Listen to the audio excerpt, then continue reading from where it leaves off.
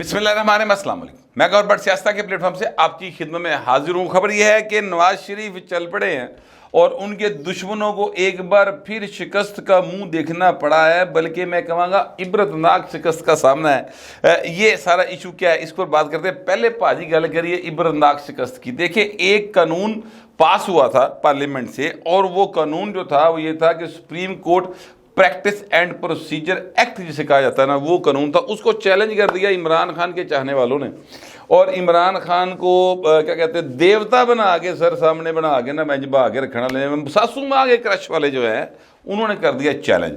और उसके ऊपर बहुत ज़्यादा तनकीद जो है वो की लोगों ने कि जनाब नवाज शरीफ को फायदा देने लिए देखो जी कानून बनाता, पर्सन स्पेसिफिक कानून बना दिया और नवाज शरीफ की खातर ये सारा कुछ करते रहते हैं।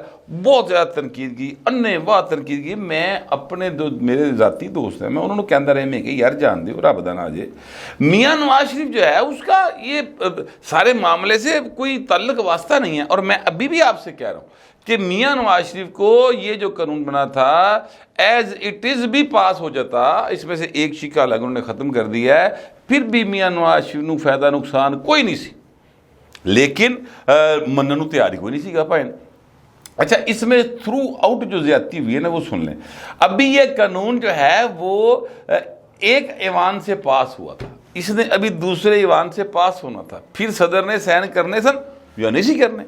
अब हुआ ये कि एक ईवान से पास हुआ तो उसको नोटिस लेके और दरख्वास्त दायर की, उस पर 184(3) के तहत चीफ जस्टिस ऑफ पाकिस्तान उस वक्त के जो थे मिस्टर उमर अता बंदयाल साहब, उन्होंने 8 रुकनी बेंच के ज़रिए या 6 रुकनी बेंच के ज़रिए कानून स्टे करता पड़ के, पहली पेशी तो स्टे करता कानून कभी नहीं होता, या कानून स्ट्राइक डाउन होता है या भावें कानून गो थ्रू होता है, यानी वो फिर उन्होंने चलन दिता जाता है, उन्होंने नाफजुल अमल समझा जाता है। लेकिन ये जो स्टे वाला मामला ना, ये भाई ने जिदा काम किया कि मसलन ये जैसे कोई प्लाट का स्टे हो जाए भाजी, वो 30 साल स्टे रह जाए, तुम कर लोगे। अच्छा, अब इसके ऊपर बहुत तनकीद हुई, लेकिन सर उमर अता बंदयाल गल ना सुनने को तैयार सी ना समझने को तैयार सी। लोगों ने दरखास्तें दी सर फुल कोर्ट बना दो, फुल कोर्ट बना दो, 15 के 15 जज बह के फैसला कर लो, जो फैसला होगा सारी कौम तस्लीम करेगी। लेकिन ना सर ना, मैं कहना जी कि कान पर जूं रींगना तो बड़ी दूर की बात है, कान के उत्ते कीड़ी को नहीं सी रींग रही, और वो बात सुन ही नहीं रहे थे, सोच ही नहीं रहे थे। फिर जाहिर है कि वक्त जो है वो बदल रहा है। वक्त की खूबसूरती या बदसूरती यही है कि वो बदल जाता है, एक साथ कभी भी नहीं रहता। और फिर यही हुआ, उमर अता बंदयाल साहब रिटायर हो गए और मिस्टर जस्टिस काजी फायसा साहब जो हैं वो चीफ जस्टिस ऑफ पाकिस्तान बन गए। उन्होंने आते ही सबसे पहला काम तो ये किया कि ईदी भाईन तरीह ला ली और फुल कोर्ट बुला ली, 15 के 15 जज उन्होंने कहा बैठो और फैसला करो। फिर साथ ही साथ उन्होंने इससे भी बड़ा एक काम किया, और वो ये किया कि सारी दुनिया लाइव प्रोसीडिंग देखेगी, सारी दुनिया में पता लगेगा कौन कितने पानी में। वो एक मुझे वैसे सुप्रीम कोर्ट की जो बात हो रही है गल नॉन सीरियस नहीं करना चाहिए, पर भाई नो बीच ना गाना एक जहन च आ गया है, आ देखें ज़रा किस में कितना है दम है जी। वो सर इस तरह का सीन होया कि लोगों को ये पता चल गया कि हमारे जो मुअज़्ज़ज़ तरीन कानूनदान हैं और जो अदलिया है आला तरीन अदलिया, उसमें कौन किस हद तक कानून की और इंसाफ की सेंस रखता है। देखिए, मैं आपसे गुजारिश करूं, कानून की जो रेशा दवानियाँ हैं, मेरा तो नहीं ये रेशा दवानी लफ्ज़ ठीक नहीं, या ये कह लें कानून की जो वो क्या कहते हैं निटी गिटी है, कानून का जो एक क्या कहते हैं वो होता है कि अगर यूं होगा तो यूं नहीं होगा, इस गल को छड़ के इंसाफ जो होता है ना सर, उसकी अपनी एक खुशबू होती है, उसकी अपनी एक महक होती है, उसकी एक अपना जो है ना वो ओरा होता है, वो सारे आ जाता है, पता लग जाता है कि इंसाफ है।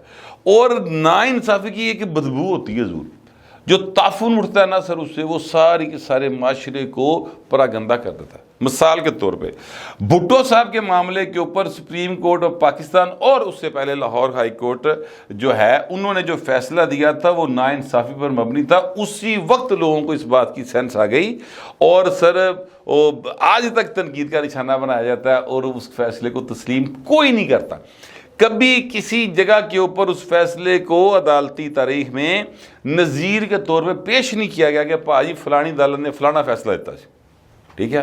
तो वो एक बदबूदार दाग है पाकिस्तान की अदलिया के माथे पे कह लें, दामन पे कह लें, बाँ पे कह लें, लात पे कह लें, जहाँ दिल करता कह लें, यानी अदलिया के करैक्टर के ऊपर एक दाग मौजूद है जिसको धोना चाहिए।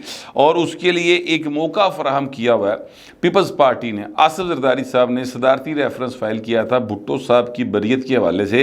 वो इफ्तिखार मोहम्मद चौधरी साहब जो है ना वो लैके बैठे रहे, उन्होंने कुछ नहीं किया, एक तरीक की और बाबरवान पेश होया, ਵੱਡੇ ਵੱਡੇ नारे उन्होंने मार के एवं गुफ्तगू इधर उधर करके दे भाई घर चले गए और वाह सारे पैसे उन्हें कमा लिया इस काम में। बहरहाल मैं उस बात की तरफ नहीं जाता, मैं सिर्फ ये कह रहा हूँ कि वो जो हैं अपना वो केस वो अभी तक वहीं का वहीं पड़ा, लेकिन उस फैसले की जो बदबू थी ना सर, उसने पाकिस्तान की अदलिया का पूरी दुनिया के अंदर सर एक यानी मजाक बना के रखता।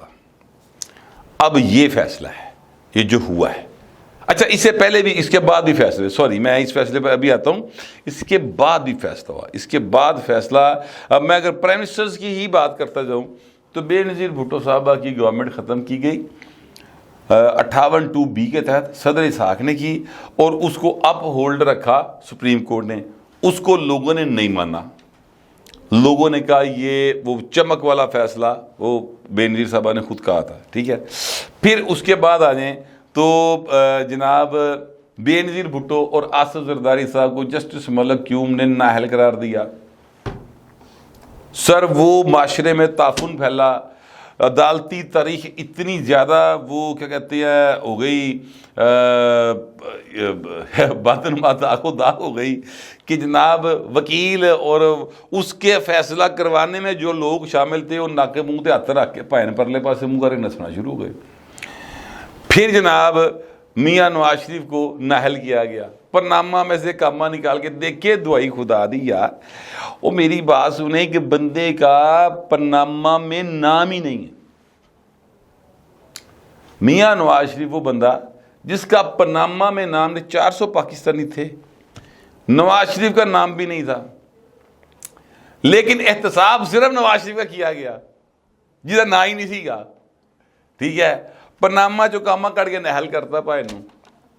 ये एक वो बदबूदार फैसला सर बाकायदा तौर पे जिसको किसी सूरत कबूल नहीं किया जा सकता। लोग दुनिया ने नहीं किया, सच्ची बात है। मैं तरीके इंसाफ कैसे बहुत सारे वकला को जानता हूँ जो कहते हैं यार है ज्यादती है, लेकिन बहरहाल चूंकि उनको सियासी फ़ायदा होता है लिहाजा वो चुप करके बैठे थे।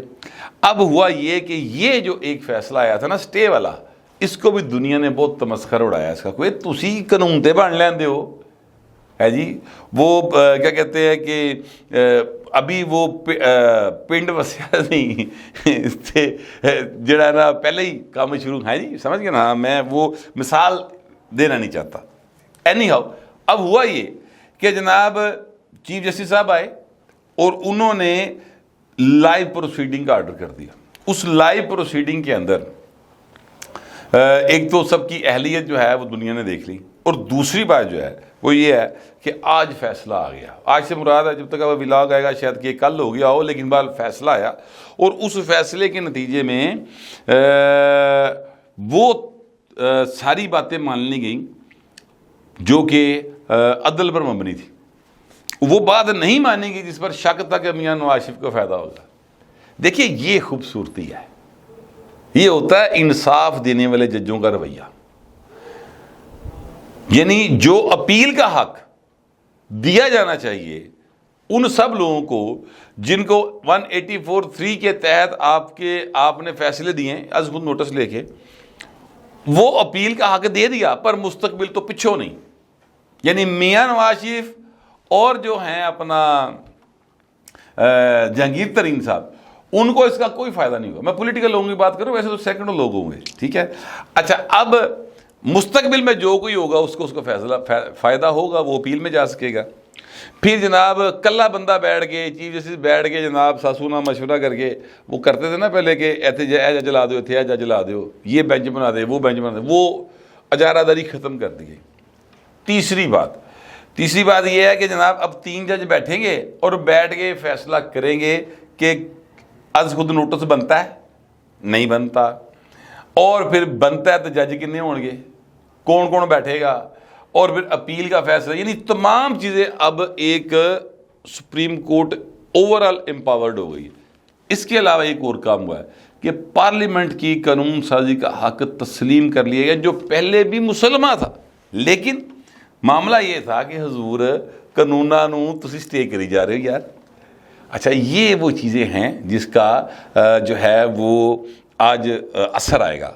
मैं आपसे अर्ज़ करूं कि जो नून लीग के चाहने वाले हैं उनको मेरे इस व्लॉग में एक बात वो उनके लिए परेशानी की बायस होगी कि मियां नवाज शरीफ तो फिर नाहल ही रह गया ना, अहल नहीं होया। लेकिन नहीं, ऐसा नहीं है। इलेक्शन एक्ट 2017 के अंदर तरमीम की गई थी और उसमें यह कहा गया कि जिस जगह के ऊपर आइन में ये लिखा होगा कि जनाब ये बंदा नाहल हो गया, अगर फ़लाँ फ़लाँ काम करेगा, तो फिर उसमें अगर उन्होंने आगे मुद्दत ना लिखी हुई 2 साल 3 साल 10 साल, तो वो फिर मैक्सिमम 5 साल के लिए नाहली तस्वर होगी, उससे ज़्यादा नहीं हो सकेगी। तो मियाँ नवाज शरीफ ने तो भाएं नाहल होया 6 साल हो गए जी, लिहाजा वो वाला काम तो गया मुख। मियाँ साहब को इसकी ज़रूरत ही नहीं थी ना, पहले सी मैं यही गल समझाना था कि यार मियाँ नवाज शरीफ लोड़ नहीं की, जान दो, वो पढ़ते लो कुछ, लेकिन कोई नहीं पढ़ता था। दूसरी बात यह है कि अब रह गए मियाँ साहब के ऊपर 2 केस। मियाँ साहब खैर से वापस आ रहे हैं, टुर पे आओ तो भाई लंदन से, हाँ जी, वो जब तक आगे व्लॉग आएगा मेरा ख्याल है वो सऊदी अरब में क्या कहते हैं सदारती प्रोटोकॉल या शाही प्रोटोकॉल के साथ भाई उनसे लैंड कर गए होंगे और वो उम्रा करेंगे, मुलाकातें भी होंगी। उसके बाद उन्होंने आना है यूएई में बैठना है, भाएं फिर वो तो फिर 21 भाएं एन जहाज फड़नगे तो लाहौर टुर पैणगे। तो लाहौर का जो मूड है वो मैं आपको बता दूं, वो सर अन्नेवा मूड है। उसमें मियाँ नवाज शरीफ का वाक़तन एक तरीही इस्तकबाल कम अज़ कम मुझे लग रहा कि होगा। मियाँ साहब वापस आएंगे,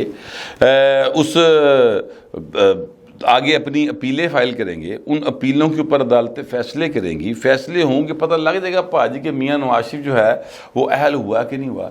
अब यहाँ पर मैं आपको एक बात बता दूँ, अगर मियाँ नवाज शरीफ चौथी बार वज़ीर आज़म बनना है तो उन 2 केसां दे विचों अहल होना जरूरी, बरी होना जरूरी, जिन केसों में इनको सजा हुई है। तो अगर उसमें से बरी हो गए तो मियाँ फिर चौथी बार वज़ीर आज़म बनना तो रोक कोई नहीं सकता, ये मैं आपको बता दूं। अच्छा, अब उन केसों के फैसले ज़ाहिर है इस्लामाबाद हाई कोर्ट या जो भी आला अदलिया उन्होंने करने हैं, मैंने नहीं करने हैं, मैं उस पर नहीं कह सकता बरी हो जाएंगे। लेकिन बादी नज़र में जो बात है वो ये है कि एक जज में शरीक मुलजमा यानी कि मरीम नवाज शरीफ साहबा जो हैं वो बरी हो चुकी हैं और वो तो केस कमज़ोर हो गया ना भाएं। तो ये समझो, मैं मिसाल दूँ आपको, गंढा वजी हो ना बहुत सारी, एक गंढ खुल जाए तो रस्सा हल्का नहीं हो जाता, खुल जाता ढिला हो जाता, वो भाएं काम ढिला हो गया, ठीक है, तो लिहाजा बाकी भी वो निकल जाएंगे। दूसरा जो केस है वो उसमें जिस जज ने सजा दी वो अपनी वीडियो है कि बाबू जी मेरी संगीत नो रख के फैसला लेता है, तो लिहाजा अच्छा, फिर साथ ही साथ एक और भी जज साहब हैं जिनको आज 5 साल हो गए, जिनको ज़बरदस्ती यानी धक्केशाही के नाल जजी तो हटाता गया, जैसे शौकत अजीज सिद्दीकी साहब, तो वो जो हैं उनका भी एक एफिडेविट है, ठीक है, कि मेरे पास जनरल फैज़ आए और उन्होंने कहा कि मियाँ नवाज शरीफ की करेगा। तो मैं कहा जो सर मतलब आइन कहेगा, कानून कहेगा, तो उन्होंने कहा तू तो साढ़े 2 साल की मेहनत ज़ाया कर देगा। तो लिहाजा मियाँ साहब के उसमें काफ़ी चांसेस है, लेकिन अगेन मैं कह रहा हूँ ये सारा मामला जो है ये अदालतों में जाना है और अदालतों ने फैसला करना है। तारीखी दिन था हजूर, पाकिस्तान की अदालती तरीक़ा ही नहीं, सियासी तरीक़ा भी, ये एक जमहूरी हवाले से भी बेहतरीन फैसला, पार्लियामेंट को सुप्रीम तस्लीम कर लिया गया है, कानून साजी उनका हक करार दे दिया, यानी हक तस्लीम कर लिया गया। करार तो पहले दिता है लेकिन तस्लीम नहीं होंगे ना, स्टे कर देंगे सर कानून। तो अब ये सर नहीं होगा और पाकिस्तान जो है उसमें अब मियाँ नवाज शरीफ की आमद का रुला पे पाइन पूरा, और वो आ रहे हैं।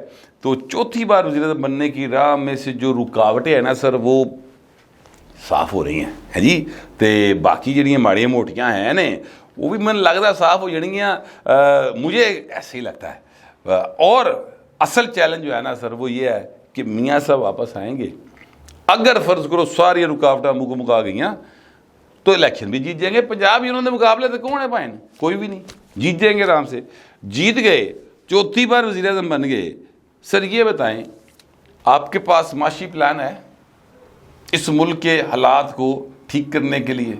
सवाल ये है, गरीब बिजली का बिल नहीं दे पा रहा, उदे ते उनको सहारा दे सकोगे? असल काम फिर शुरू होगा। इलेक्शन जीत जाना, अहल हो जाना, एक वड्डे काम नहीं है। कौम को अहल करना ये सबसे अहम बात है। मैं तो ऐसे समझता हूँ, आप पता नहीं ऐसा समझते कि नहीं समझते। जो भी समझते हैं लिखिएगा ज़रूर, मगर ज़रा तहजीब के साथ। फिलहाल इतना ही, मिलते हैं अगले व्लॉग में।